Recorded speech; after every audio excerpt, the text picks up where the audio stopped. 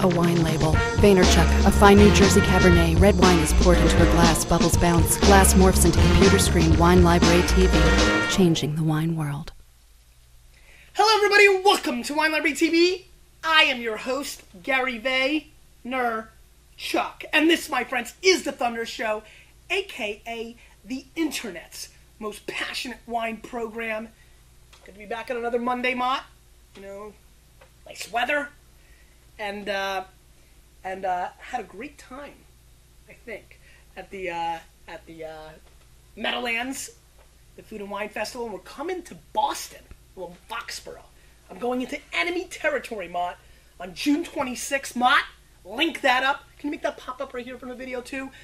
June 26th, doing wine events in Foxborough for the Great American Food and Wine Festival. Please be there. Tickets are on sale. Mott's linking it up. Hope I see you there. Please, New Hampshire heads, New England, come and say hello. Leave a comment below if you're coming to that. Would love to see you. And we continue. I'm going to stop here. I'm probably going to skip tomorrow. Wednesday we'll be back with some other stuff, but we're going to continue. Gary taps 2 bag bottles of wine. With the brown bag theme, because we've been having a lot of fun with that. Some interesting results on Grenache and Chardonnay. Let's see if my palate continues to stay old world. You know, Mott, I am feeling good about myself. My palate is staying consistent. As you can see, I still lean. But, you know, once in a while, the new world treats won't hurt me. We're now moving on to Merlot. He pours. A grape that is, you know, obviously, after Sideways, took a beating, but starting to get back on its feet. Starting to reestablish itself. People becoming less and less scared of it. Let's see what's going on here with color. We're seeing... Compares. Yeah, I think you're seeing the wine right here on right come across a little darker. This is a little cloudier. This is a little bit more clear, and this is a little cloudier, so that's kind of interesting. I'm actually going to veer off over here and give it a snippy sniff. He smells the clearer wine on his right. Pretty nose, new world in its approach. Good bright fruit, little blueberry action on the nose, a little kind of swirls and sniffs. Candy flavor for a second, but then it's a little more serious, a little inkiness. Good nose, bright, fresh, clean. Fine. Let's see what's going on here on the left side. Little West Coast, East Coast battle. Biggie pop. He smells the cloudier wine on his left. Hit him up. This is coming across a little more rustic, a little bit more old world. It's got a little graininess, a little vegetal kind of component. So this is coming across a little bit more old world, a little bit more new world. I'm going to start over here for that rationale because you don't want the fruit to overpower, so I'm going to go with that direction. Let's give it a whirl. He sips the old world cloudier wine on his left. He aerates the wine in his mouth, nods, and spits into his Jets helmet spittoon. Medium bodied. Little light. Light alert. Sorry. Good fruit, though. I really like this sour pomegranate thing going on. If you're a pomegranate head like I am, sometimes it gets a little sour cherry as well. Good, bright finish. Little grainy. Not bad. A hair light. That is really emerging as the theme there. Let's see what's going on over here. He sips the new world clearer wine on his right, breathes through it, closes his eyes tight, scrunches up his nose, and shakes his head while spitting out the wine. Oaky. Not okay. Oaky. Hands his claws. Oak Monster. Second time in 3 blind tastings that we've had the Oak Monster appear. Not as quite as...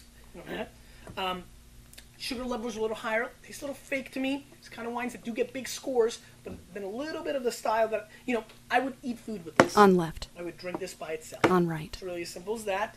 More importantly, I would probably eat food with this. I'd probably not drink this wine by itself. So let's put it there. Stylistically, I prefer this wine. On left. But I'm not sure that this wine is bringing the thunder either. And so I'm a little bit in a disappointed spot. I think that people that like the big fruit... Drinks wine on right, swishes it in his mouth, and spits it into the Jets helmet spittoon. Yeah. Little coffee, though. Little coffee and tobacco on the back end. Grew on me a hair. Still a little fake, little rubber ball, you know... Manipulated candy flavors on the initial attack on that wine. Finishes better than it starts. Drinks wine on his left, aerates it in his mouth, nods, and spits. Much more my style. Much more. Kind of like it. Little light. You know, classic example of me thinking about you guys and myself. My style... Nods his head, blows air through his lips. 88. On left. 84. On right. gut tells me this might be rated higher by the press. On right. Might even be more expensive.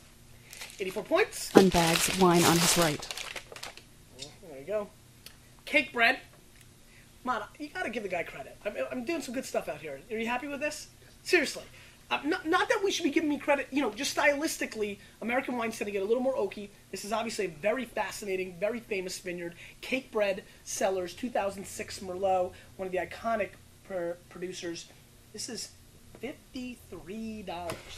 I did say that I thought it would be expensive, so, no score. And this, from the old world. Unbags wine on left. No!